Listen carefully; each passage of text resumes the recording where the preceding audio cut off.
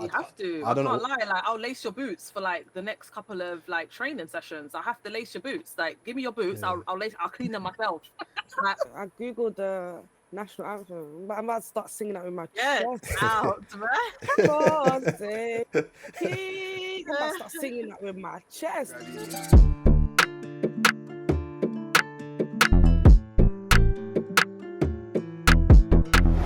What's good, everybody, and welcome to another episode of Keep It 90. Hosted by NNESAGA, of course. And we're not at Spotify today, but we got Spotify anyway because they do support us anytime. Every time. But shout out to OBS today. That's what we're using. Recorded, so shout out to OBS. How's everyone doing, man? We in our homes today. It's a different type of vibe. Like, how's everyone feeling today? We twins. Because you know what happened over the weekend. We twins. I'm twin. Twinning. Nah, we're not twins at all. Still. What? I'm not twins at all. I hear We're not it. in the same position. You lot are still in a race. We're not in a race, so it's not twinning. You lot. Our results are twinning, isn't it? Yeah. Even though we scored. You kind of lost to a more respectable team, but I mean, we moved. And we scored. Yeah, it's still 0 points, but I hear it. There we go. Yeah. I don't even know why he's engaging in this conversation. We Nah, both 2-1, have 0 2-1. points. 2-1 to Anfield. 2-1 at Anfield ain't crazy. I'm just setting the tone from now, but that's all good. I hear it. Right. Well, how was everyone's weekend aside from the results that kind of brought our weekends down? Bro, I'm recovering from being sick. I don't know what bug is going around. Whatever bug it is, I rebuke it because it had me down for the whole week. In Black History The Month. whole week, bruh. In Black History Month, you're targeting me? Me? Oh, what did I do? Nah, but I've been down bad for at least a week. I'm happy to be back. Sorry if you guys can hear my block nose, because I know like it's a podcast. I'm listening to that in the car, like, or wherever you are. Yeah, I apologize in future because I got a lot to say in this episode. You gonna see. Prince. Yeah, I had a chilled one, to be fair. Weekend was alright. Can't remember what I'd actually done.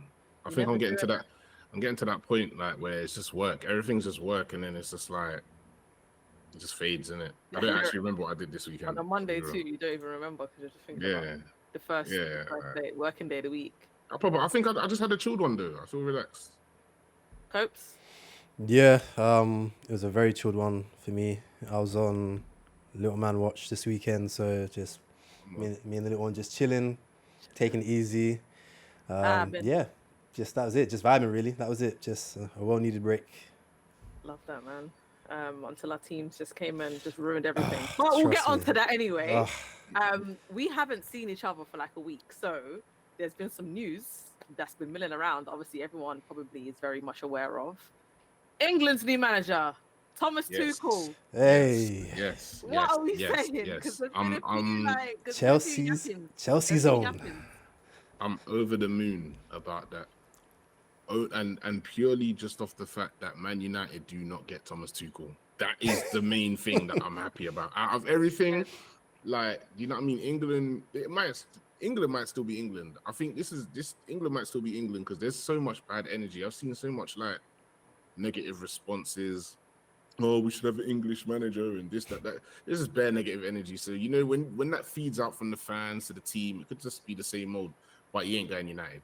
And that's all I care about. That's all I'm being real. I'm just being real with you. I can't lie. I feel like we needed to inject something in there because, I saw this stat that someone said about, I think just through all of the kind of competitions that England has been put in, there's just been no like real result.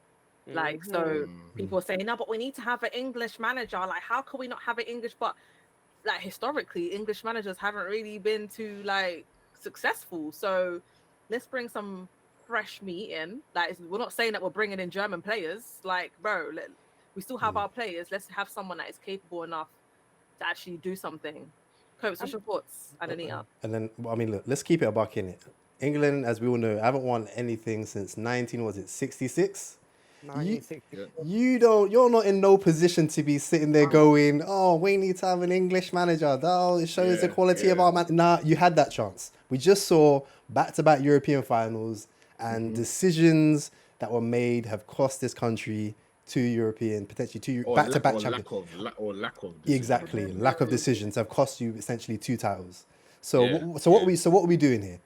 So now we're actually bringing in someone who we've seen has been a winner. Yep. He's good in cup competitions. Good, and he's got that ruthlessness, which you need. You need that person to be able to, as we just saw in the last final, to go, Foden, you're not good enough for this setup. Gordon, get in there. Kane, you're not up to it. Watkins, Tony, one of you boys up top. Like, these are the kind of ruthless decisions where, and again, I think I sort of touched on it even when we were looking at Southgate during the last Euro, the Euros final, in that, in terms of that harmony and stuff, I think that's amazing. But ideally, he would have been a coach or an assistant manager in that setup, keeping the peace, while Tuchel would have been, or a manager of that ruthlessness would have been the one at the helm to be like, yeah, we get it, but you're just not what we need in this setup right now or for this particular match. And again, you just sort of have that sort of balance within like the coaching setup. That's what's clearly needed. And my only thing is, I just hope that England haven't run out of like luck really, as far as you've now had 2 good European championships, a World Cup, and we've seen Spain are getting better, Germany getting better, Netherlands are lurking. Like, you've got countries now where they've sort of gone through their refresh mode. So, I mean, It's not too late, innit? yeah, you hope it's not too late, because I think Tuchel will get it done. He will be that guy that will be able to make the tough decisions that people might gasp at, or not even gasp at, because let's face it, even from fans to the players, because I remember even seeing, I think Anthony Gordon, even he hinted at, boy, I had a 6th season last year. I don't know why I wasn't playing. So, and he was being very respectful when he did that interview, if my memory serves me right. So it's one of those things where we're just going to have someone that is just using a bit of, don't want to pass Southgate, but just a bit of common sense, a bit of I get that there's personalities, but this was what makes sense for us to get what we need at the end of the day, which is it's coming home. So, you know. Yeah. I ain't Let's even just gonna keep it away lie. from hierarchy. He backs. And I ain't even gonna lie. When I found out about the Tuchel news, I googled the national anthem, but I'm about to start singing that with my chest. Out, man. God save the King. I'm about to start singing that with my chest. We've always needed a manager to make us believe that we're gonna win something of substance. Like, obviously, Southgate took us to the Euros final in 2021, right? And that was special. But we saw what happened with his lack of decision making. That game was there for us to take. His lack of decision making is what's cost us that final. Again, in this final, the lack of decision making cost us again. The World Cup, was it the quarterfinals? The lack of decision making cost us again. And you just need someone that's going to be decisive. One thing that we know about Tuchel is that he is a decisive manager. He's going to make his decisions and he's going to stand on business with them. He's going to make sure that he comes with new ideas and he's going to find a system that works for absolutely everybody, not just one person. And that's something that we needed during the Euros this time. They just felt like nobody understood the system that Southgate was putting out there, but it was still la-di-da because they were playing ping pong behind the scenes and we were seeing it on YouTube, and it just felt like harmony and etc. etc. But enough of harmony the without trophies. All harmony, no trophies. And it's like, enough of the harmony. We've seen that the boys get along, and that is great. Southgate has served his purpose for sure. Thomas Tuchel now needs to come in and win convincingly, and that's going to be the difference this time around. So yeah, God save the king, fam. God save the king. But you know what? I hope it's not going to be one of those things, where like Tuchel comes in and he gets the trophies and all that stuff, and then people start downplaying the win, like, oh yeah, but you had to get a German manager in order to actually get him to win. Like, is it really a win for England though? Is it feels more like a win for Germany? Like, I don't really feel like it's an England win. Like, how do you not feel about that? Because for me, I feel like it's still the English players that are still playing, bro. It's still England. They did that for Chelsea. Find a way to complain. Yeah, I was gonna say, like, Chelsea. When Chelsea was winning, and then when we won the Champions League, it was, oh, Frank Lampard built up that team. Was it really a Tuchel win? It's a Tuchel win. Understanding now, it's a Tuchel win. God. And another thing is, like, I know a lot of people say that, but do you think really and truly England's gonna care if they won the trophy at the end of the day? Like I'm not being funny, like, all right, cool. Let's say if a team's second place and then the team that's first gets like a point deduction or something like that, You think they're gonna care that the point deduction was the reason why second place won it, or they're gonna be doing a parade? They don't care. They don't Yeah. care. Do you know what about I'm saying? So everyone's you can say drunk. what you want. Okay. You can say what you want, but it's like whatever in it. And also, England aren't the first nation to have a manager that isn't of that nation. That's another thing which which I'm not really understanding with all these guys. Like you want to get the best of the best. I mean, obviously you got like Italy were fortunate they had Mancini, but again, Mancini's a winner when he won the Euros, the last final. You just had this last gentleman for Spain, but he had already won in the previous youth tournaments leading up to that. So again, there was at least some sort of a level of winning there. Yeah. Unfortunately, if you just look at the landscape of English managers right now, there's just not that ruthless winner at the moment. No That's just ruthless winners. that's just the reality. What do you want us So to do? Go and get Graham Potter and all these kind of things. They're not, Eddie winning Howler. trophies. Come Not on. Eddie We want to Howler. win, so let's win. Let's go get winners. and also I'm tired of how do I say this? I'm also tired of seeing with like England in particular, like we win a lot of the youth tournaments. Like you'll see the under 21s, the under 17s, the under 18s. They win all the time. So it's a And bit then they grow up and it's like we don't. yeah, and then you just get to But the this senior is the level and it position we're in, stagnates. It's just This is the best position we're in. yeah. So you don't want to see another sort of crop just go to waste. Like they talked about the golden generation and that one went to wayside. You don't want to see this now generation go to the wayside as well. It's about time some of these players that are sitting there winning all these things at youth level and you're doing all this amazing work at club level in the Prem, and about time you lot actually go and pick up a trophy. So Agreed. Tuchel, ruthless man. He's a winner. Most importantly, he is a winner. He's got that at club level. So let's see what he can do on the international stage. We're backing him, yeah? Yeah, I'll back Tuchel 100%. anyway.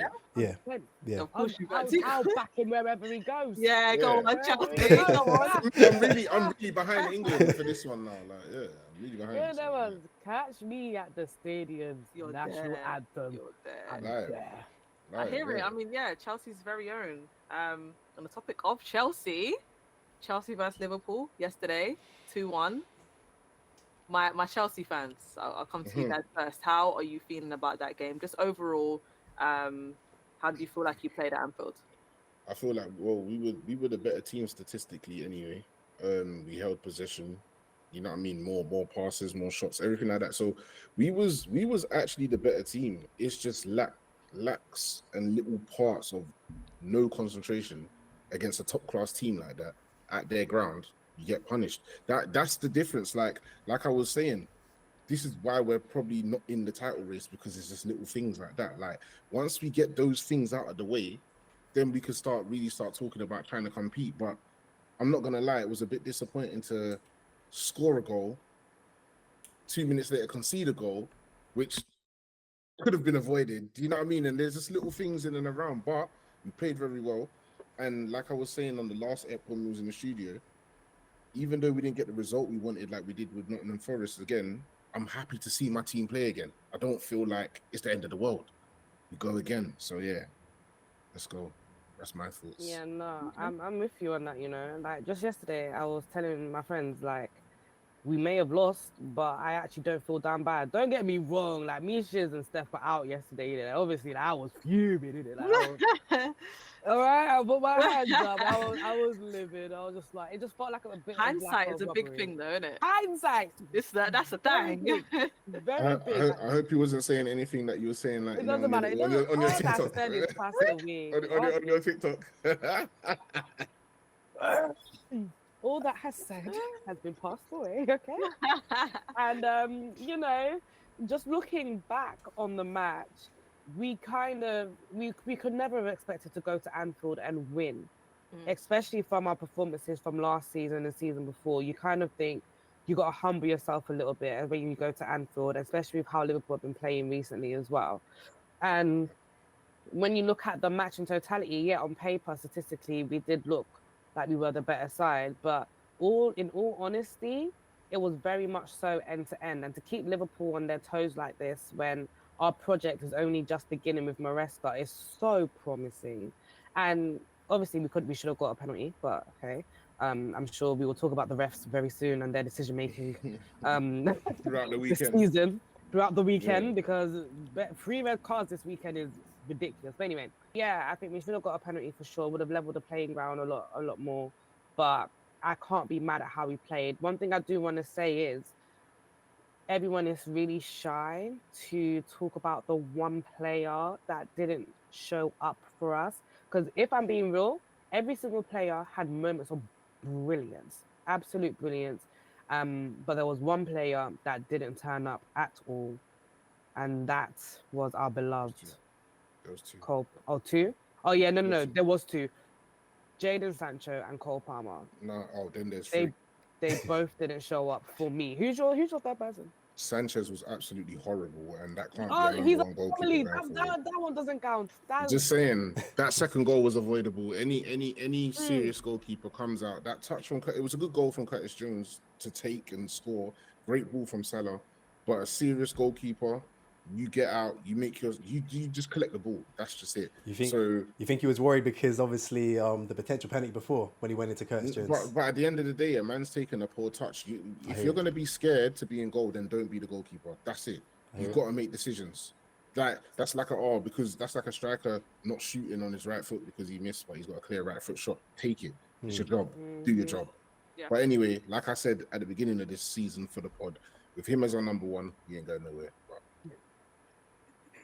I don't care. Sanchez, yeah, he's gonna sit down. That's fine. But again, see how we didn't talk about Cole Palmer? Cole Palmer, I needed him to turn up yesterday, and he didn't. And that for me, obviously, it's not like alarm bells that bring down London Bridge kind of thing, nah. But it's one of those ones where we still need to be noting these things and constructively criticizing, because one thing we can't let our players have is complacency. Yeah. Because once the complacency kicks in, it's a problem. Like Cole Palmer is one of the best players in the world right now, full stop. Yeah. I can put my heart on that.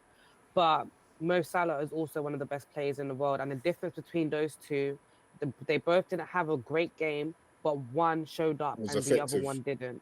Yeah. So and I think slightly, just as another point, I feel like, and I said it about 60 minutes into the game, I felt like João Felix could have been a bit of a difference. If Cole Palmer is not performing, and there's every player in the world, all the top players, they have games where they don't turn up. That's fine. But if they don't, the manager then has to say, yo, it's your time to sit down. We have João Felix there and we know his quality. And that game just needed someone that's just going to pick pockets and just do the right turn and burst and give them a bit of something to think about. João Felix can do that in abundance. He should have been on yesterday. That's just my opinion. But you know what? Yeah. Obviously, Maresca's been making some good changes when we're winning. But when we're losing, I've been putting my finger on him. That sounds so disgusting. When we're losing, pause. When we're losing, like I look to him and I think, what decisions are you gonna make next, right? Remember, like we were sitting down and I saw Nkunku coming on, and I was thinking, okay, Neto stays on the left, push Palmer out to the right, Nkunku comes through the middle behind Jackson, because we know that Nkunku can excel in those positions, right, through those channels. It was a complete opposite. Nkunku was on the left, Neto shifted to the right, Cole Palmer stayed exactly where he was, ineffective. So it was, for me, it was like, I need you to make smarter decisions. Taking off Jaden Sancho, decision number one, that was great. Decision number two should have been either moving Cole Palmer or taking him off and bringing somebody on that can make the difference through the middle. Keeping Cole through the middle was ridiculous. Do you think he was worried because, as we all know, Palmer has literally been that guy that's kept you guys in it for like the last season and a bit? So do you think it's one of those things where he's hoping Palmer's one of those guys where we just keep him on the pitch, he will get you something. Yeah, it happens. It happens because sometimes when you got a magic player, they just need one moment, just one. And sometimes it's either you risk it and you bank it, or you don't. And obviously he risked it, he banked, but he didn't bank. That's it. Like, but he could have shifted him to the right. But that's why my opinion. I was saying sub him off, but make him more effective in a different position and see how change something. If it's not working there, change something. But that's why I said for me, João Felix is another magic player. That would have been a good player to bring. Do you know what I mean? That would. But either way, I'm not upset. I'm not upset at all. It was always going to happen. Liverpool were never going to give Palmer like the space that he would want. They're never going to give him that. He was always going to get marked. He was always gonna get taken. That it's like people feel like take Palmer out the game, and that's one big problem less to worry about because he's the big problem. He's the You can't big give him freedom. Take You him can't. out, If you give him mark freedom, you're in everyone trouble. else. Exactly, and then we can limit them a little bit, but you can't give Palmer the freedom. So in that case, it's like, all right, cool. Palmer wasn't effective there in that 10 position. All right, cool. Let's move him to the wing. Let's see if anything else happens there when we bring like new players on. That's not working. All right, cool. I feel like to Liverpool and to a lot of teams in the Premier League, João Felix is a lot more unpredictable than Palmer is. João Felix hasn't been in the Premier League for long enough for you to really study him and understand how he plays. He might have been able to have stunned Liverpool to the point where he can score, or he can get into those positions where he can score, or get other people kind of moving a bit more. And to me, I feel like that was just a missed opportunity to really bring someone on the pitch that can actually change a game. Which is, I mean, but again, with Palmer, I feel like it's important to have conversations about everyone who either performs or doesn't perform well, because I feel like, and it's not just with Chelsea fans, it's with everyone, but in the topic of Chelsea fans wouldn't, they're not afraid to be like, oh, do you know what? Noni didn't have a good game. I don't care. He was crap. Or Jackson didn't have a great game. I don't know what he was doing. Neto, I don't know what he was doing. People are so happy to do that, and they don't mind doing that. But when it comes to Palmer, obviously it's your star boy. No one wants to criticize him. There's nothing wrong with saying someone hasn't had a good game. It doesn't mean they're crap. It don't mean they're dead. Like in no world, they just didn't have a good game. Didn't have a good game, and that's fine. But I feel like a lot of people were trying to blame and scapegoat other players. Like I'm seeing a lot of like people trying to scapegoat like Jackson, or other people trying to scapegoat Jackson did the wrong yesterday, by the way. And and it's like, that's fine. You can say that maybe Jackson didn't do what he was supposed to. He scored a goal. I mean, he didn't step a foot wrong for me. Jackson was the best forward out of all of them. Exactly. But people still find a reason to say something about him, but they're mute when it comes to Palmer's. Palmer, It's just like give constructive criticism equally to everybody. And I think he's going to fire up a team like Chelsea, though. I think he's going to fire us up. So, see how it goes. Like, he's going to fire up the players. Like, Cole Palmer's not the type of player that's just going to sit there and cry about it. He's going to be like, all right, my bad. Next game, we're on. I've seen him do it before. I've seen him do it before, though. I saw him do it last season. So it's like, it's all good. Don't worry. I ain't worried. We move, man. We actually move. I'm not worried, though. How did you guys feel with obviously it's been a while since you saw this player, but Reece James started. When did I tell you? You see? Okay. Sorry. When you mentioned his name, I just got a little bit excited, you see? No, but Reece James's cameo was literally like he never left. He is what I call by far the best right back in the world. Oh, by far. Okay. Who's chatting to him apart from Trent? Okay. Who? Let me know. Well, I can name a few. Hakimi? No? Because the only thing that lets him down is his availability. And I get that. You need availability to be classed as one of the best players in the world, fine. But when that man is fit and when he's on it, my goodness, he's unplayable. He came back into that team as if nothing ever happened, as if he never left. And I just think, that just shows the amount of quality that we could potentially be giving up if we do give up on him. But I don't know why everyone went quiet when I said I'm not gonna. Now I'm a little bit shy. Now I ain't confident about I mean, Reece James. I think he's a great player, but if you're not available, how great of a player can you be? Yeah. You know what I mean? It's difficult to really judge you. Like, obviously, when he steps on the pitch, we see the quality. But if we're not seeing the quality consistently, then it's easy to forget. Do you know what I mean? Like, it's easy just to be like, Reece James. Like, I even forgot who that was. I even forgot what he looked like. I was more excited about Lavia, to be honest. But let's move on. You more really? Yeah. I get that though, because Lavia didn't put a foot. Lavia and Caicedo, that is the partnership. Telling you, Enzo's in trouble. Enzo's in big trouble. But anyway. Enzo, he doesn't even need to be in trouble. I don't really want to acknowledge that man for a very long time. If we can sell him off, I would be more than happy. Enzo, no, Lavia and Caicedo are 100% the partnership that we should be focusing on, because Lavia had an amazing game. Caicedo bossed that midfield. Yeah, a great game. Yeah. Boy. Bro was running for his life. I said, man. And it bearing wasn't in just mind, defensively as well. It was going forward. Yeah, It was yeah, passes. He He got was the assist, by the way, as well. But it was like, yeah, if you give him the freedom role and let Lavia then sit and do the shimmies and be neat, you see another Caicedo that I like personally. yeah. Yeah. it just makes so much And you more don't see sense. that when he's playing next to, but The either other way, guy. anyway. It is what it is, man.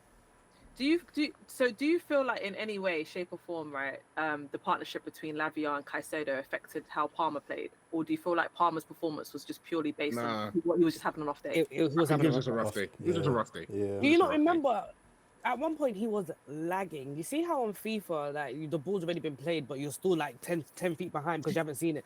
That's Palmer. Yeah, He was lagging just, the it was entire just an match. off day for. Yeah, it was just It off was day really for Palmer. because normally he's sharp.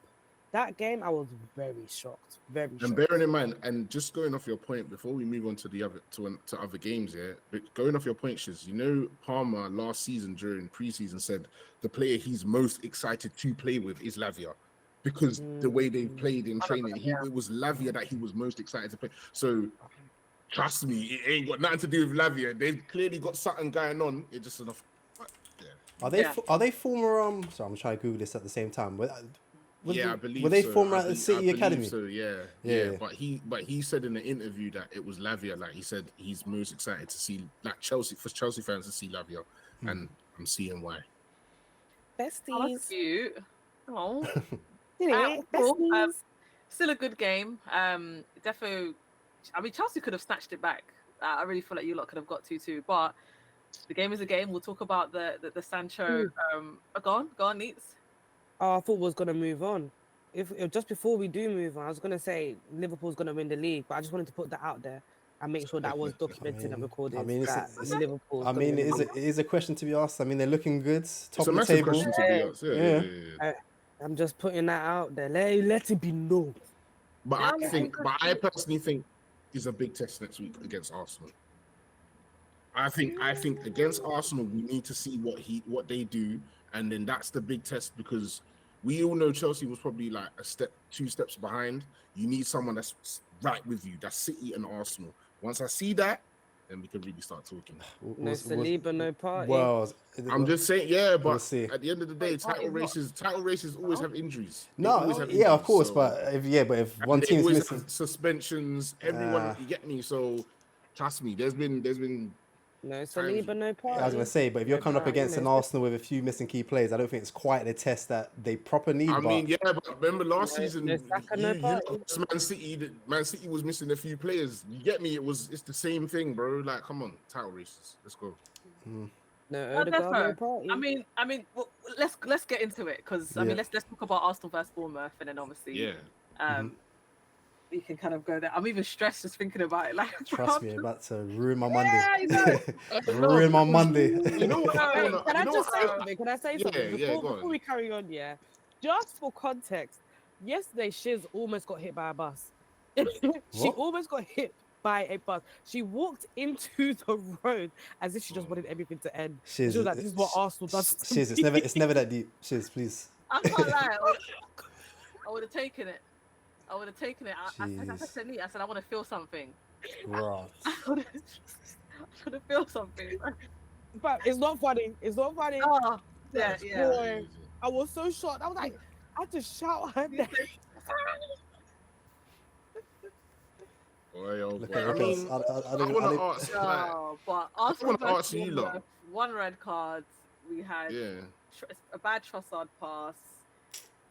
We ended up giving away a penalty. Kiwior. We had one shot on target. What's your lot? Shot on target. What's your thoughts, though? What's your thoughts on what went wrong? Everything from the lineup to in-game management to individual mistakes. It all went wrong. I can't lie. So the whole thing that happened with Saliba. Now I'm going to clear something, because everyone keeps kind of teetering on this red card, whatever. It's the red card. Yeah. Let's be real. It is a red card. It's annoying. At the time, I was fuming, but again, like we said earlier, hindsight is a thing. It's a red. Yeah. And my thing here is that with Saliba, you know how good you are, bro. sometimes you might just get done, but it's not because of you. It's because someone else had a mistake, and that kind of impacted on you. But you should, number one, trust your speed, trust your pace, trust Ben White to even try and see if Ben White can get there, and ultimately trust the keeper. Now, if it so happens, that he chips it, goes over the keeper's head, it goes in, we might just have to hold the one goal you down. gotta hold it. Yeah. We know that our quality is way beyond Bournemouth. No disrespect, Bournemouth, but we know our quality. So therefore, we should have been held that. What minute was it though? 30, about 30th. Yeah, 30, you see, you 30 got to affirm that, man. If it's 90, if it's the 85th to 89, and you just gonna have to take the red card and park the bus for the rest of the game, that's one thing. You know it is though. Come on, man. You know it is though. I hate exactly what you're both saying, especially Shiz, because I thought about it as well. I was like, sometimes you got to eat this, but you know what it is, and I only did Saturday League football, so I'm nothing at the heights of Prem football. But I remember as a centre back, my pride, no one's getting past me. If you get past me, I feel like I've not done your job. I have not done my job. I failed. So my thing is, I can understand when I watched that again. It was like Saliba has a split decision to make. Trossard's really like got him in trouble out of nowhere. Like I don't know what Trossard was thinking with that back pass. Like, but he's genuinely like screwed Saliba over, because in that moment, as you said, Saliba's got a decision to make. Do I let him go and take the L if it's 1-0, or as most defenders do, I don't want you getting past me. And the fact that you've got past me now, I've got a decision to make. And unfortunately for him, it was he didn't even like grab him and bring him down. He literally tapped what's his name, Evanilson, and Evanilson did what he was meant to do as a striker. Oh, you touched me? Oh, I got to go down. You know what I mean? So it's one of those things where could he have used a bit more? You know what? I'll take the L.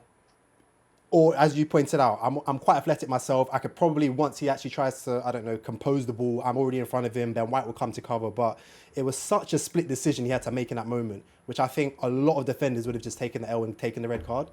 I hear it, but this is now the third red card in 8 games of this new season, and I understand that.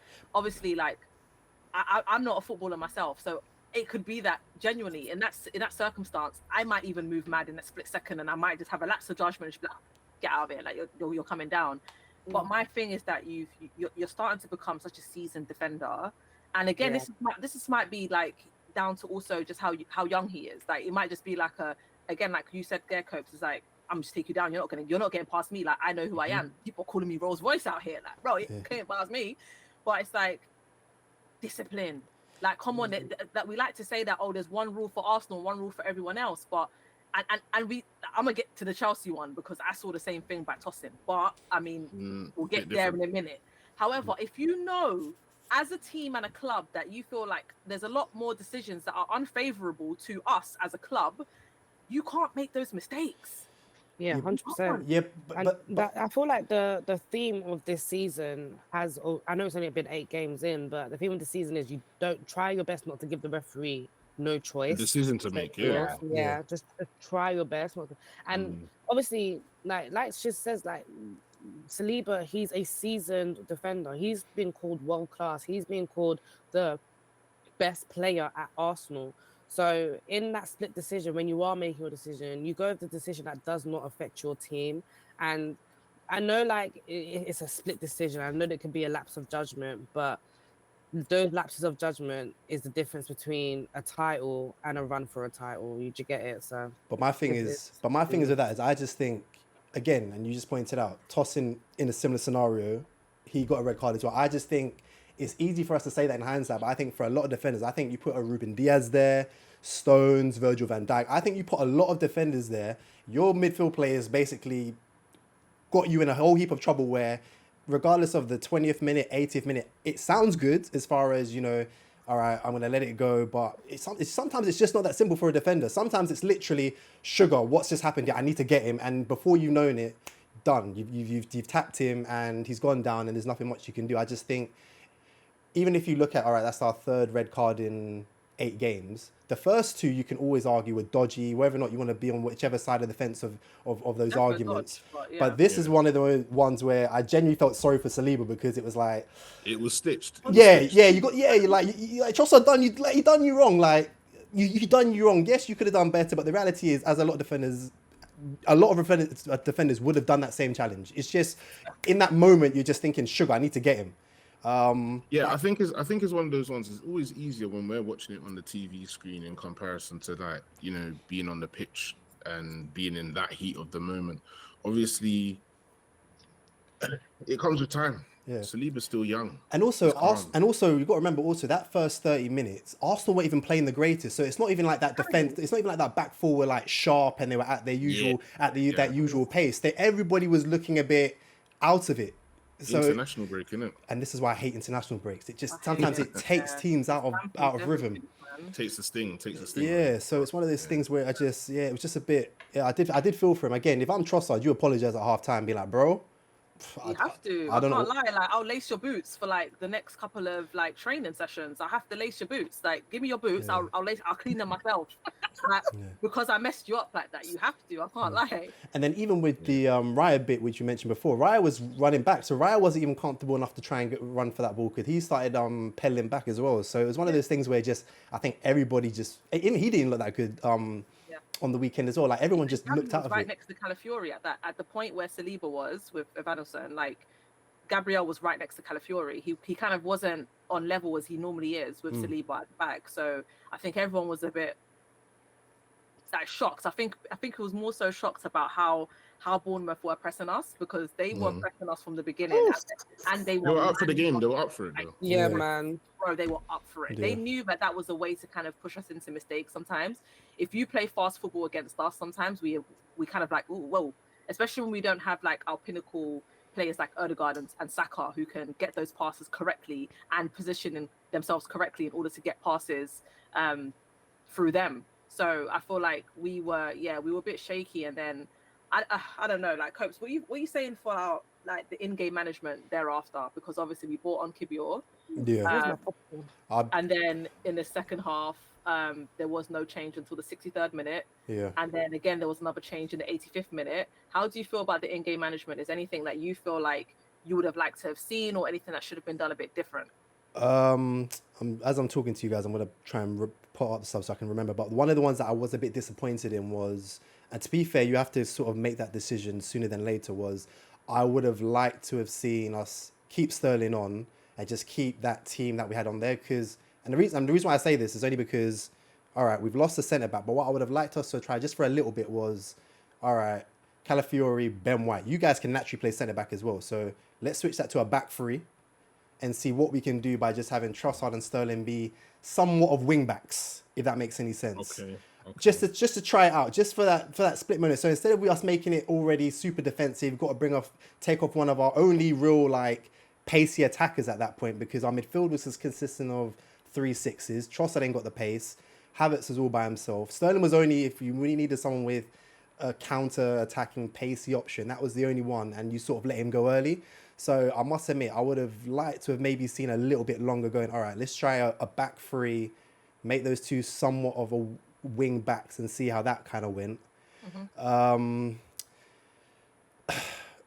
think we said it during the summer transfer. Moreno, I didn't really know too much about to kick off with. Apparently he's meant to be the next Xhaka.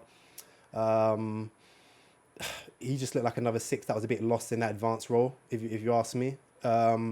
He worked hard, running around, get a few slide tackles in. But if I'm being honest with you, maybe this was the kind of game that maybe we should have seen Nwaneri step in, see if for once, that creativity which he's meant to have can be put on display with an opposition like Bournemouth. I just feel like Moreno, Rice, Partey was just too safe. Yeah, it was way too safe, way too defensive in that midfield, where this was probably an opportunity you could have given to Nwaneri. Because the reality is, which we talked about before, you got rid of Smith Rowe, you got rid of Vieira, you've only got Odegaard as your only creative outlet, and then outside of him is Nwaneri. So at some point now, you have to bleed him more into the team.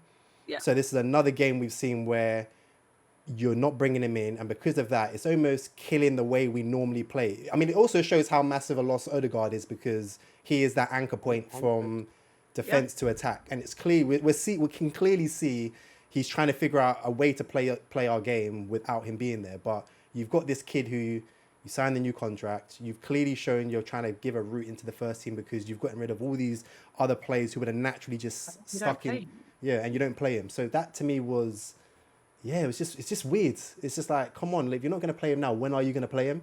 And it's getting a bit tiring Isn't that what Arteta's like though? He sticks to one thing. He likes one thing, and then he just doesn't know how to adapt. Change it. Why? Yeah. Why is that? I I don't know, can't but it's understand it. something that needs to change because I feel like now we're gonna start really getting on top of him now because it's now one of those things where it's like this is 2 seasons now. I'm not trying to be like reactionary because we are 8 games into a season now. It's still very early days. Yeah. But it's these games that do bite us in the arse when it comes to March, April, when we start looking at the whole season and where we might have dropped points at and where we need to. And when you got a points tough at. run coming as well. Exactly. This is one of those games we shouldn't have had to have worried about.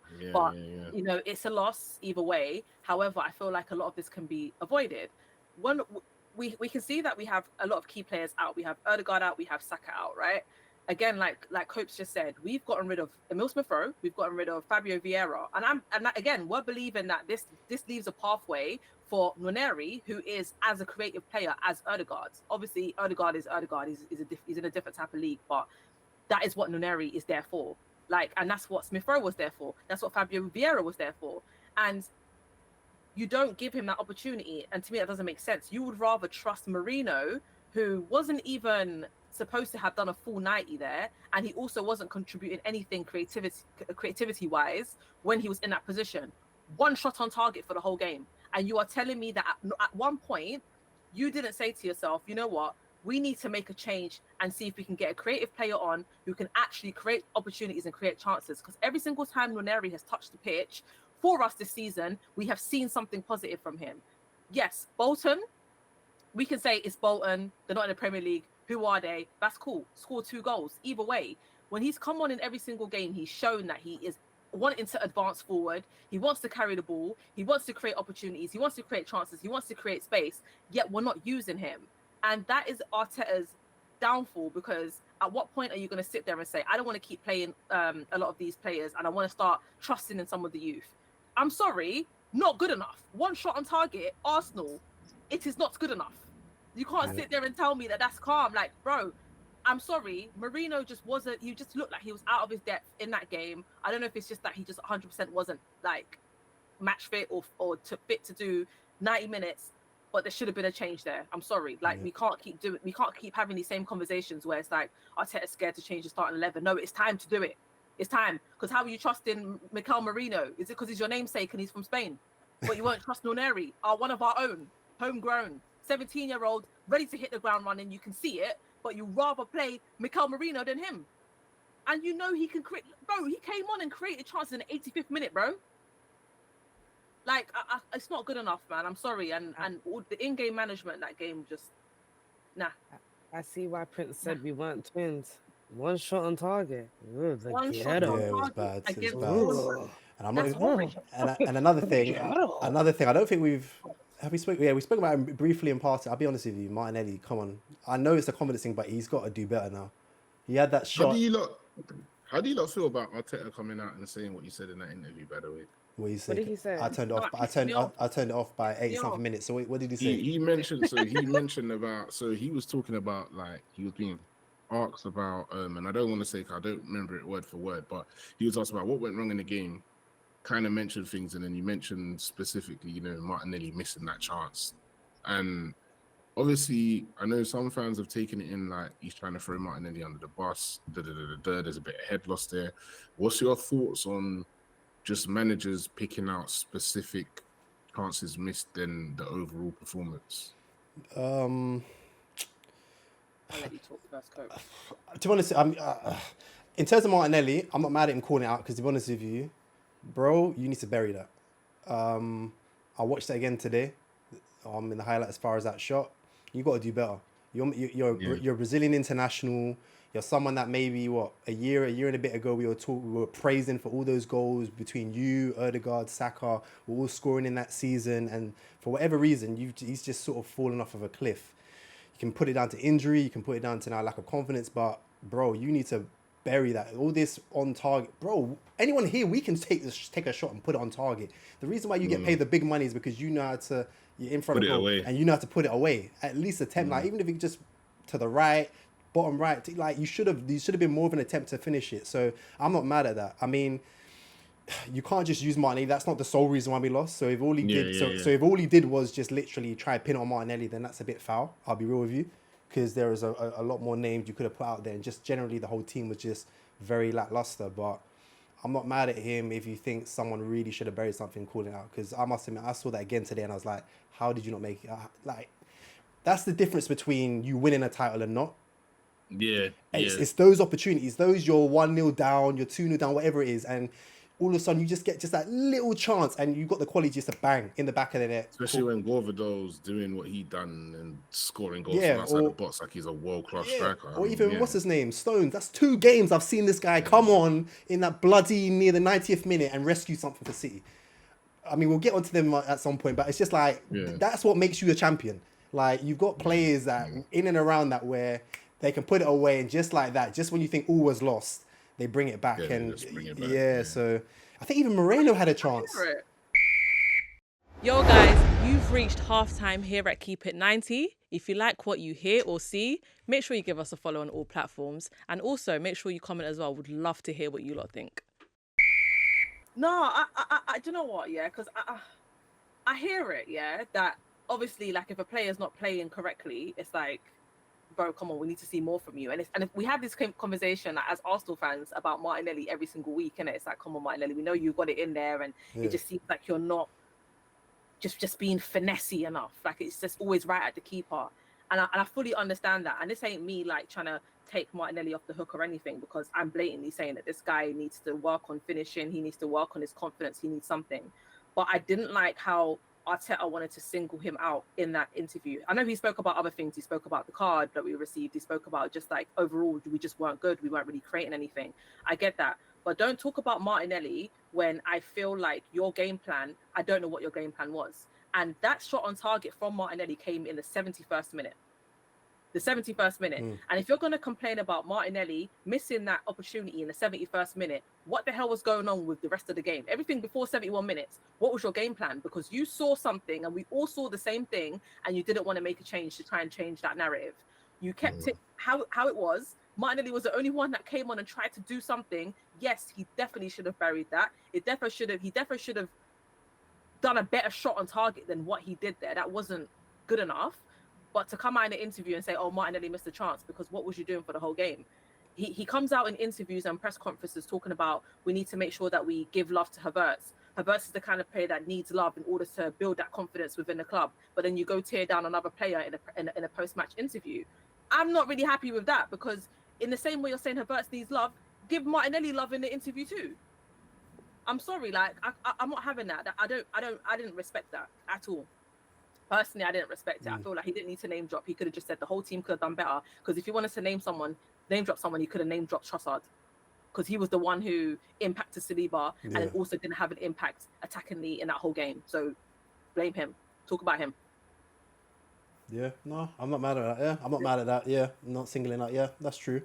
That's true. And what did you think about obviously Trossard weren't playing in that Odegaardish role this game. They put him back out on the left. Were you happy with that decision when you saw the lineup? No, man, I can't lie. Like, if you're gonna put Trossard on the left, yeah, he's best as a super sub. I don't really like him starting sometimes for us. Like, he's a great player, but I feel like he's more effective when he's like coming off the bench. I feel like you should have just started Martinelli to begin with, put Trossard in that number 10 role. Didn't really need to play Marino today. I think it was just an experimental game that he was doing, and it just didn't work.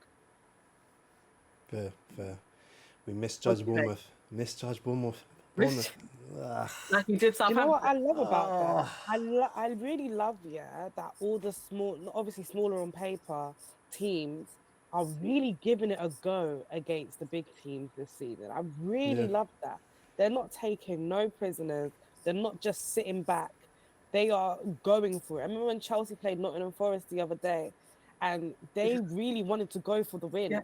You know, listen, I'm not mad at it, because to be honest with you, that's what makes the Prem exciting. When you actually look at some of these smaller teams and the players they've got, they got good squads. Like, let's not get it twisted. I think we're soon getting to that point now where when you look from the top to the bottom, boy, anybody can get it in the Prem at this point. I mean, Bournemouth just went spend what's that striker's name, please? Evanilson. He was the guy that last season, and he was telling me about. He was at Porto. He was there scoring all them goals. You know, this Champions League guy, Porto. he's at Bournemouth now. Like that's the kind of quality now that's coming into the Premier League at a team like Yeah. Bournemouth. You know what I mean? So it's like, Yeah. so you can see why some of these teams are like, you know what? Nah, let's see what these lot are really about today. And boy, yeah, we misjudged heavily, and it's cost us 3 points. Anyway, on the topic of small teams fighting back, City versus Wolves. There was a lot of That's controversy. crazy. But wait, That's the champions you're talking about, man. no, come on, man. You know what I meant, man. That's the champions you're talking about. You know what I meant. I want man. to say shiz. No, but you said small teams fighting back. City was the one that fought back, though. No, okay, you know what I mean. I'm talking about fighting back, like as in like we're not having that, like do you know what I mean? Not the individual game, guys. Relax. I'm not on my shoulders today because we didn't win. I would have been like, I stand on business with that, but nah. The game against so City versus Wolves. Yeah.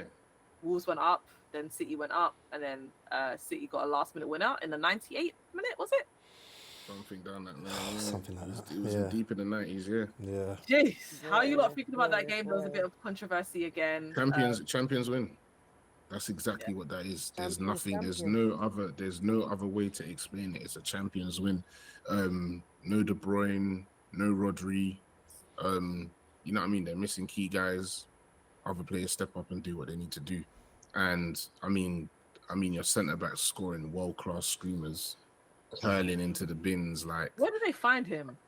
I mean, yeah, he's really now. I mean, they bought him for what was it, around 100 mil, and everyone was like, "Oh no, he's not." I remember when Chelsea were meant to buy him for we were around meant the to same buy him price. around the same price. And the funniest thing is, I'm not being funny, right? Between the end of last season and right up to now, we are actually seeing he's already shown his price value like stamped. I'm so sorry. He was clutched towards the end of last season and got them. How many goals did he score in a row in games? There was a game where he nearly got a hat trick, and then for him to pull the goal out of the bag out of nowhere, which kick-started City against Wolves because City was a bit laggy. I mean, yeah, it's crazy. And then John Stones, once again, someone that's had to kind of sit down because Rodri's so good at what he does, coming back into the lineup, doing what he does best, and then popping up with these goals that are important. I mean, that's a champions win, man. I don't really feed into the controversy side of things. I don't think it was too much of a keeper distraction. I don't know. I don't think it was that. I think people are searching for it, but it's just part of the game, innit? And it just happens. I don't think it was nothing too major. And Man City pulled through and got a result. And you could see how much it meant to the team. It meant a lot. They celebrated, and it really, really meant a lot. So it's good. It was a champions win. Did any of you lot watch that game? Yeah, I watched some of it. Yeah. What did you think about the decision? Because God bless you. Because Gary O'Neill wasn't happy in that post-match Of course he wouldn't be. conference. He was not happy. He was saying that he believes that a lot of these decisions would, of course, favour Man City, as opposed to, I guess, like the smaller teams. And I don't know, I saw somewhere that he's actually trying to take it forward to the PGMO. What's this? Is this about the Stones? Sorry, is this about Stones' goal? Yeah. Stones' goal. They said that that there was an obstruction on the keeper. And the goal was given to Man City when he feels like it probably wouldn't have been given to him if the roles were reversed. No, sorry, Copes, go on, and I'll give you my opinion after. Boy, listen. I'm just going to go back to a letter of the law, innit? All you people that were sitting there dissing about that letter of the law rubbishness a couple weeks ago when it was us. Letter of the law, it showed, what's his name? Silva. Saul had a clear view of the... Clear vision. Clear as day, so... Hey, it stays. Can I just say one thing, Copes? Remember, just before, when Bernardo did what he did, he pushed Bernardo in the back, right? So you've pushed him in the back. That's your hands being now used. Then you've gone into position. You've had clear. If you didn't push him, let him obstruct you. Yeah. You've tried, and he's actually stopped you from saving. It's a different conversation. You've tried to push him out of the way, use your hands, get back into position, still had clear sight. Bernardo's now out of the way. The ball comes flying at you. You can't. That's your bit, touch him. Don't touch him. You might have had a shout if you didn't touch him still. Yeah. But... And I can't lie, Wolves played a bit They played a bit scummy that game anyway. They did 2 banks. They They did 2 always banks play before. They do it, scummy. and that's the manager. He loved it. And you know what it was, right? Like, I don't support Man City. I've had enough of the Man City dominance as well, just like everyone else.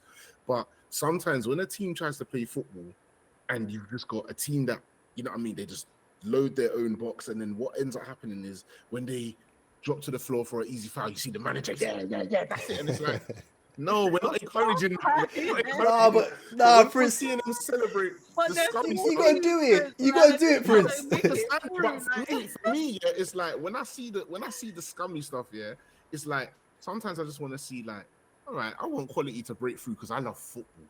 So I want football to always win, and that's just it. Just felt like that. I hear it, man. But some quality is there's a gap. Yeah, I say, Yeah. And I feel because of that gap, it's like, bro, I've got to fight. I just don't like it. I just don't like it, man. I just don't like it, innit? So I was like, No, oh. against my team, I hate it. Against City, it's like, Yeah, don't do that, like- man. Yeah, but that's the difference. That's why City always win, because any other team, I'm telling you, it works. Against them, it's not working. Don't know how they do it. Oh yeah. Man, champions. Yeah, they do it every Champions, time, man. innit? Quality, depth, and clutch moments. That's what creates the champs. 100%. Yeah. We also had a few other games: Spurs versus West Ham and United versus Brentford.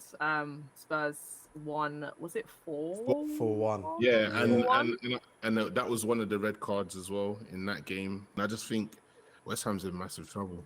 Big But trouble. I'm laughing because 2 things. I mean, they were making a bit of noise after their Conference League. They were making a bit of noise, which is fine. You know what I mean? We're all London supporting teams, so they're rivals either way. I don't care. But sometimes in life, be careful what you wish for, innit?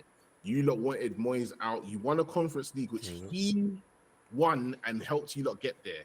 And then you lot then thought it was too big for your boots. You lot thought he was Yep. too. You thought he was too big. I've seen them attack Rice as well. They've attacked Rice. They do all these things, and they were getting themselves in. I don't know what they expected, but now look, you lot have a horrid defense, horrid.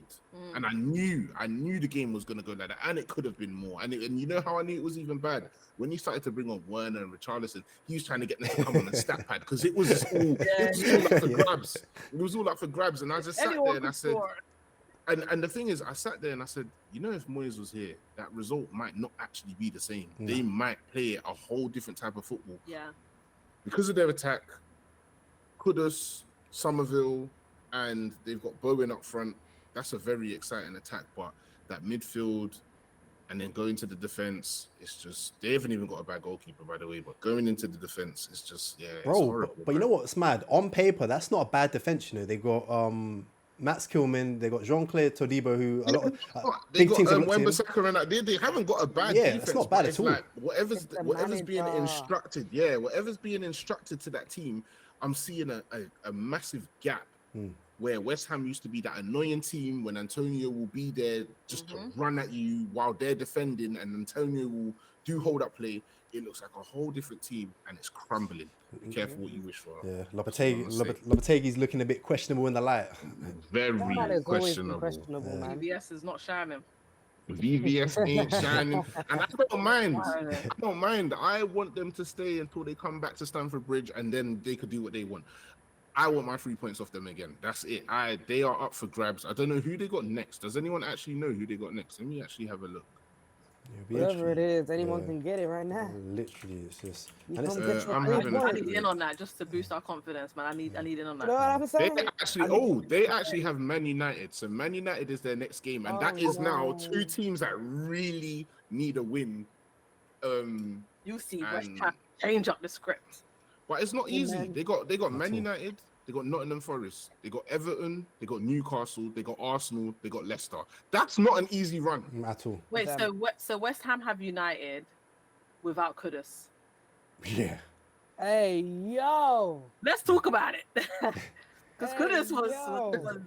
he was pissed off. and He's you can tell tired. he lost He's his tired. job, man. He's tired. He's Yeah. tired. Head. I score deserves goals, I better, score man. good goals, and I still can't get no results in this team. Like, somebody help me. Yeah, Yeah. it's just, it's Please. Somebody.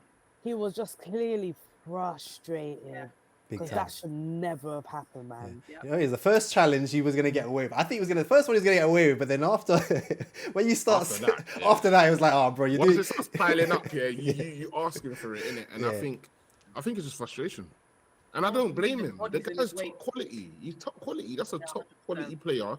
Mhm. And you know what I mean? Like at the end of the day, he's only one transfer window away from joining an Arsenal or a Yep. City or you know what I mean, even a United, whoever they're going on.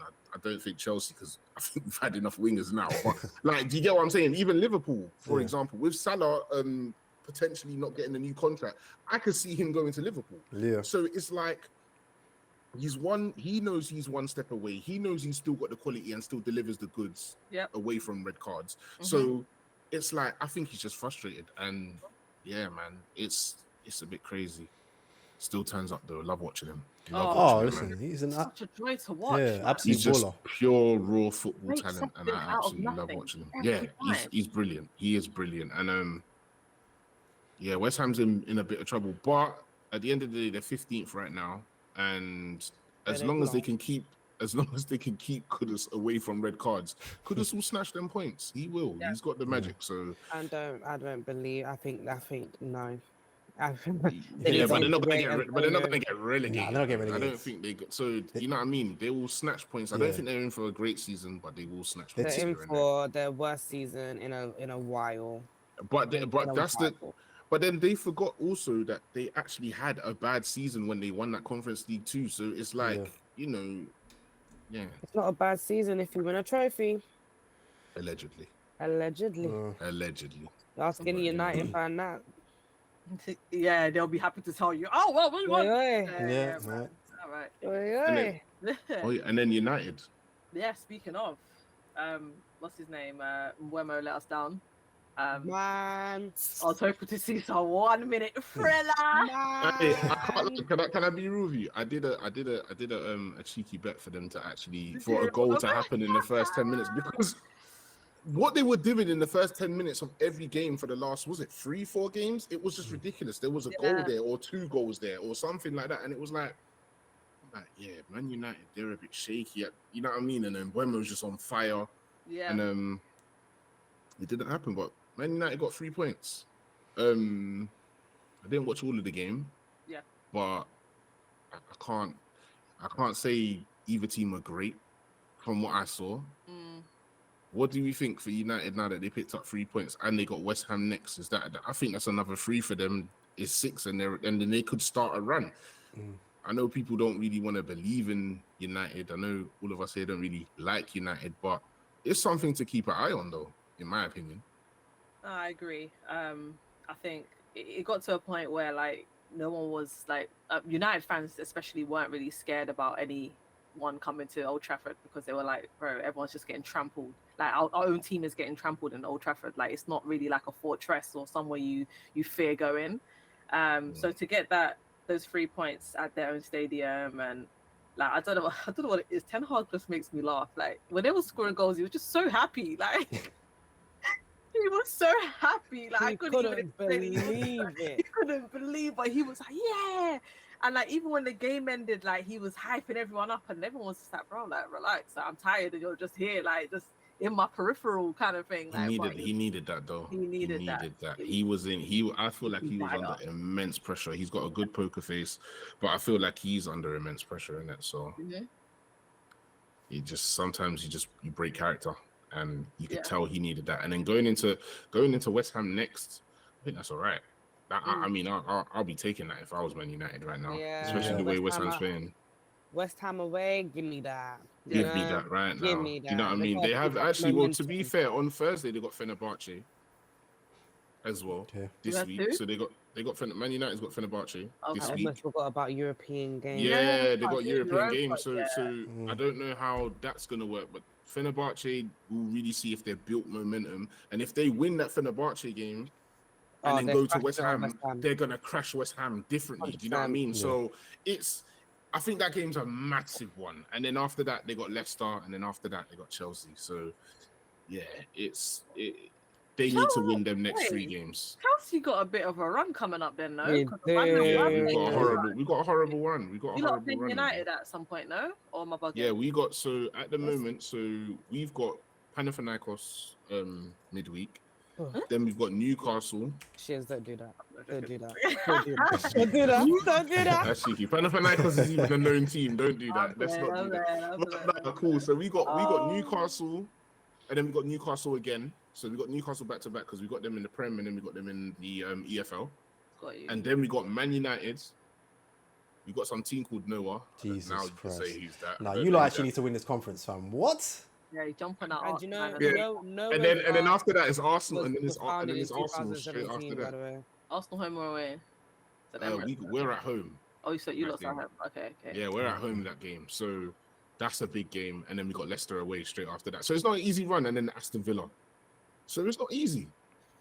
It's not easy, but this is what we're supposed to do. But back to United. United's got a good 3 games where they can pick up momentum, and if they do, we have to start looking at them again. Not for a title, but just European spots. They could do it. No, not title. They're not gonna win no title, but do you know what I mean? Like, they're only 3 points off European spots right now. So you know, it's one of those to look at, really. Cool, man. Well, this weekend has been very entertaining. It's been an explosive one because we've had 5 red cards. This weekend we had Kudus, Anderson. What's his name? Philogene. Oh, the Villa. Yeah. I don't know how to say his name. That brother, Jaden. Yeah, Jaden. Fraser and Saliba. All got red cards. Like, what are we saying? Do you feel like it's just the letter of the law? Because I mean, this is something that I said to people. Yeah, I said, like, I can't lie. When it comes to decisions, we sometimes talk about these decisions because it affects our teams, right? But I feel like sometimes when Arsenal express how they feel about some of these decisions, it's always like, oh, shut up, man, stop crying. It's not all about you lot. It's not all about you lot. Yeah. But now the tables have tabled because, again, like with you guys, even when it came to Chelsea, there was a clear, and I'm saying clear because it was clear foul on Sancho from Trent that went completely unnoticed. Looked at the highlights, it also was magically not in the highlights. That's crazy. Yeah, it's not actually in Sky Sports' highlights. That's actually crazy. Howard Webb chilling in the Emirates since when? I mean, that's lovely. He was on his phone, you know. Lovely. Yeah, I like to see the multitasking he was doing on the phone and then in the ear. So there's a lot of stuff that's been going on with PGMO this weekend. Are you guys feeling like it's just like a crackdown on rules, or do you just feel like there's just a bit of like miscommunication after coming from an international break and everyone's not really sharp and not playing well? Like, what is you lot's kind of like thoughts on those 5 cards, especially this over the weekend? I want to say, because I haven't watched the matches, I don't have any basis on saying this, but just as a general thing, I think they are cracking down on rules and they're cracking down on it excessively. I do feel back in my day, the incident with Kudus, right? The incident with Kudus, I do not believe that's a red card. 2 players got heated. Leave it alone. You can't push one in their face though. No, wait. But I'm saying back in my day. But you know what, Prince? What day are you talking about? Back in my days before your day, so I don't know what day you're talking about. 2000s. I talk about the 2000s. In the 2000s, it will get that heated though. Yeah. It will get that heated, and you're not disrespecting yellows. Contact with her face though. No, but to be fair, Prince, he got a yellow first. He gave him a yellow. It's only VAR. VAR came back in. It was actually because of the other incidents. Yeah, we actually got to give him a red. Because other people should have got yellows for pushing him too, because they were provoking him. Like, a lot of people, like, if they're getting pushed like that, it's like, you obviously don't push man in his face. Like, if you just pushed him in his chest, they probably would have got the same punishment. But there was like 3 of them that were provoking him, and then he was just like, "Yeah, you're done. You're done." Richarlison fell on the floor like Richarlison's a pussy, man. Get up, man. You're sitting like this, fetal position. Get up. And he's from the favelas as well. We know you ain't hurt. That's what annoys me about Richarlison. Richarlison acts like he's the. When it's that got you on the floor. Man, that's like he's the toughest man on road, and boy, he's I don't Word, think- Hopes, word. the boy falls down like I don't know, bit of paper, fam. It's just a joke, Bruh. fam. The way he moves, fam. It winds me up, to be honest with you, because of the way he keeps a serious face, and that's like no one touched me. Like yeah, he's a waste man still. I think with the red cards that have happened over the weekend, I don't think many of them are crazy though. In terms of like with the Kudus one, I could see why it's a red. Vardy's one, with that penalty that Leicester got, I see why it's a red. I don't think any of the decisions were crazy. Yeah. I just think it's just a clamp down, just in terms of we're not having any of this now. And is it a good thing? I guess it just depends on your weekend and what team you support. Yeah, I was gonna say, like, I agree. If you actually look at them all in hindsight, none of them you went, I'm not sure about that one, to be honest with you. Like, unlike, again, you take the Arsenal, like a couple of weeks ago, when like you could proper see from two sides. Two different angles. Yeah, the two different angles, and there's a big debate where a lot of these, again, I don't think no one's debating the Saliba one. No one's debating Kudos. Fraser, sorry. Like even that. I don't think it was crazy. Jaden, the 2 yellows. It was like, yeah, you got to go kind of thing. Like, fair enough. It's just, again, it could be international. Maybe people just aren't up back to the pace. So there was just little things that people they were just late. Yeah, they were just a little late, man. It happens. Jet lag, innit? So. But I think with the cracking down, there needs to be consistency. Then, if you're gonna crack down like that, the consistency needs to ramp up, because you're gonna have if these refs are being told clamp down, we don't want no errors, we want you to, if this person's doing this, pack him up, if this person's doing that, pack him up, then be consistent across the board. Because it was just in the game Gravenberch against you lot, Gravenberch was delaying the restart of a game. Like, there was a point he gave you lot the free kick. He's then taken the ball and travelled it down, and then he's even kicked it back again right in front of the ref's face, and you don't do nothing about it. But Rice, when he wanted to do his tap, it was such a big thing. He's delaying a restart. He's kicked it to 1 centimetre. He needs to get off the pitch. Be consistent with it, because if you're going to crack down on one team, crack down on every... I'm sorry, yeah? I'm sorry. I always say with the every week. Yes! Turning green. Yes! Every week I'm seeing it, and I'm like, I'm not having it, because why is it that you wanted to punish him? Punish everyone. If you're going to crack down, but be consistent. I'm not saying don't crack down, but be consistent across the board, because that's not fair. I'm not having that. Gravenberch kicked it. Nothing happens. Yeah, no whatever. Like, that's the one thing I will say. Like, all the decisions, I agree, but I do agree with that. If there's certain things you're making a statement on, i.e. that Rice one, we now got to see it for the rest of the season. Howard Webb got to tell all of them, all right, any sort of decision, any sort of waste, book them. Yeah, I agree. And I think rest discretion's getting a lot of, players in trouble, because even you mentioning the Gravenberch thing, I think the referee actually refereed the game quite well.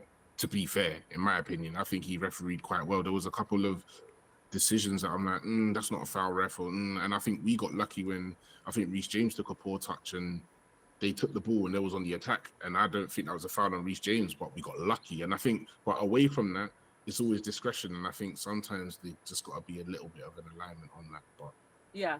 Like, I can understand discretion small when it comes to certain scenarios, but you can't make bold choices and all of these things and then not really back it up with your actions on the pitch as a referee. Like, there's sometimes where it's like, oh yes, obviously certain situations are circumstantial. It's like, these are the circumstances, I'm going to allow it. But bro, when it comes to stuff like that, if you're going to say to people that you can get a red for kicking the ball away, everyone should get a red for kicking the ball away. Or a yellow, sorry, for kicking the ball away. Simple as that. But we hope for consistency, isn't it? One thing that we just hope we can get at some point, you know. I don't know. We have a few upcoming European games, haven't we? Yeah. I know Arsenal's playing Shakhtar tomorrow. Yep. How you not feeling about that? After you lot's lost, I think I'm a bit scared for Shakhtar, to be fair. Scared for Shakhtar? I think playing, right? He can still play. Yeah, Saliba will play. And I believe that you lot are going to have to bounce back. What, Saka? What's going on with the injury wise and stuff? I think Saka's coming back against Liverpool. I think he's just probably rested him against Bournemouth. It was like he's one of them underestimating things kind of thing. Like, oh yeah, just rest against Bournemouth and come back in against Liverpool. I think he's all right. Is that what you're hoping, or is this what you've seen? Because that's two different things. He's all right. He's all right. Oh, Yeah, so I'm open hoping. eye, cool. And this is another reason why I hate international. Every time, that's 2 key players we've lost now due to international break. And then I think there's still another international break in a couple weeks' time as well. There's a third one. Yeah, there is. Yeah, I mean, yeah, international getting break silly. is so annoying. Yeah, it gets on my nerves, but It's getting silly, it fam. happens, and it happens, man. It happens, but again, this is why I didn't really like our transfer window, because I knew this was gonna happen. Just Got rid of a lot of depth, and you lot said Yeah. it at the beginning of the season. It's gonna bite you lot. And at the moment, already just off 2 injuries, you lot have now taken your first loss of the season to a team that you probably thought you would have picked up 3 points against. So Yeah. yeah, man, it's tough. Defo, yeah, we've got quite a few games. Arsenal versus Shakhtar, Villas versus Bologna. Liverpool's going against Leipzig on Wednesday, and City that's a are good going game. against Sparta Praha. Liverpool, Leipzig. yeah, I'm here for that. yeah, Still, I'll be watching that. that's usually quite exciting. I haven't been keeping up with Leipzig, but Neither yeah, have I, but every that's a time it's counter-attacking movie. game. Yeah, that's a counter-attacking game, and I'm here for that. That should be a good one. Yeah. For Europa, you said United was playing against who? Fenerbahce. Yeah, Fenerbahce. Tottenham are going against AZ Alkmaar. Yeah, they should win that. Yeah, They should win that. Yeah, easy. should. Emphasis on should. Yeah, yeah, big emphasis on should. And then obviously Chelsea's going against who? Panathinaikos. Yeah, you lot best win that one. That has to be a free. That has to be 3 points. Are we home or away?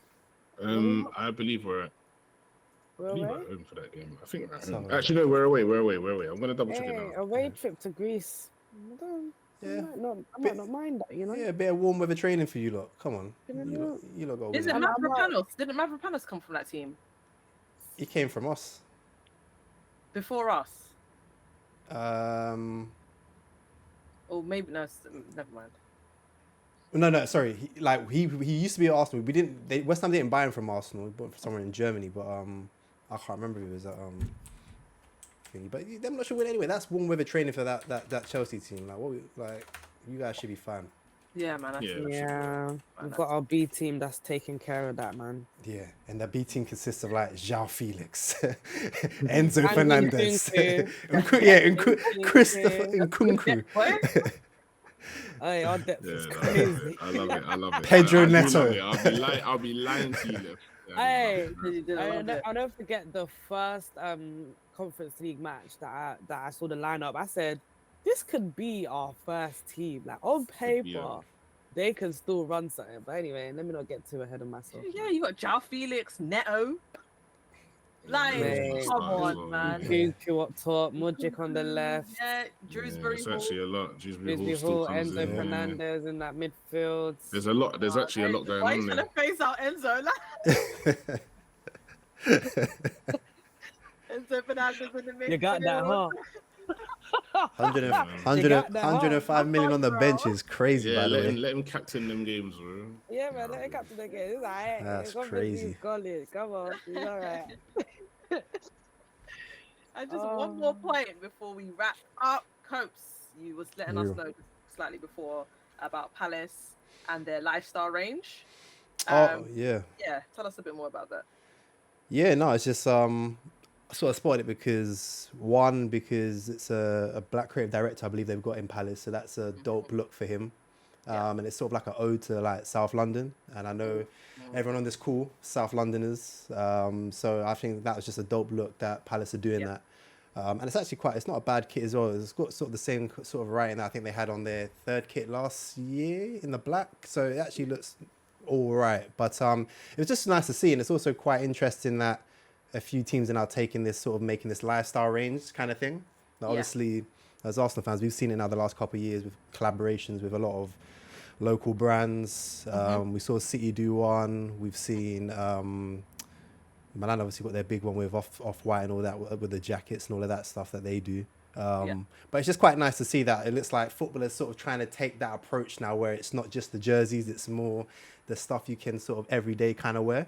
Almost like not to, I mean, it's obviously a different scale, but when you think of New York Yankee caps, the old Raider jackets, the Lakers, LA Lakers, like these brands, even though they're sports, they're clubs. Other sports do it very well. So it's nice to see that football, and also football's the biggest sport in the world. So to be honest with you, I'm surprised it's taken so long for them to sort of to get on board with this. And it's actually it's a nice look that even now, even the smaller clubs are attempting that. And similar to Arsenal, where they're also going back into their roots, so it sort of mixes in with what that club's history is, and I guess comes to their authenticity as well. So no, I just thought that was pretty. That was a dope look from Palace, and it just shines that again. That's becoming more of a thing in football. I agree with you. Like, I feel like a lot of people like to represent their club, but not always just wear like the same like kind of match shirts or match tops, stuff like that. So it's always nice to have different ranges and different collabs. So it's like, oh, this is my favorite brand, and they're linking up with my team. Like, this is insane. Like, Arsenal just kind of linked up with Aries. Some of the stuff is kind of expensive. So, I mean, Arsenal's going to sell us some stuff. I mean, have you seen on StockX? Some of that thing has doubled in price. Bro, that jacket was sold out on the same day, and people are now selling it. But Yep. Money, Mick. Money, The culture, man. They got a lot of streetwear. I've just had a look at the Crystal Palace stuff now, and it looks so dope. Like, it's a proper like South London and proud kind of mantra, and I love that. Like, it's like got the little white graffiti lines on it as well. Like, it is lit. It's got South London on it, and I can't lie, I'm an Arsenal fan, but I'm copping. I don't know, I'm copping. You know what I'm saying? South London, local club. Why not, man? I hear it. And it's shout out to Kenny Annan Jonathan, by the way. That's his name. So shout out to him in a nice little position there at Palace, doing this kind of stuff. Things. Love to see it, man. And in Black History Month too. Like, come on. Yes, yeah. Black King. But that is all we have, guys. If you have any questions, make sure you send them through. There's been a lot of stuff that's been happening this week. There's going to be so much stuff happening next week. So if you guys have any questions, if there's anything you want us to discuss, make sure you hit up Anita on Instagram. Hey, we've been running that one, and I'm running it as well. Yeah. Whoa. Make sure you hit up the Keep It 90 socials. We definitely want to hear from you guys. Definitely love to answer any of your questions. But peace out, everyone. Keep It 90. We out. Y'all.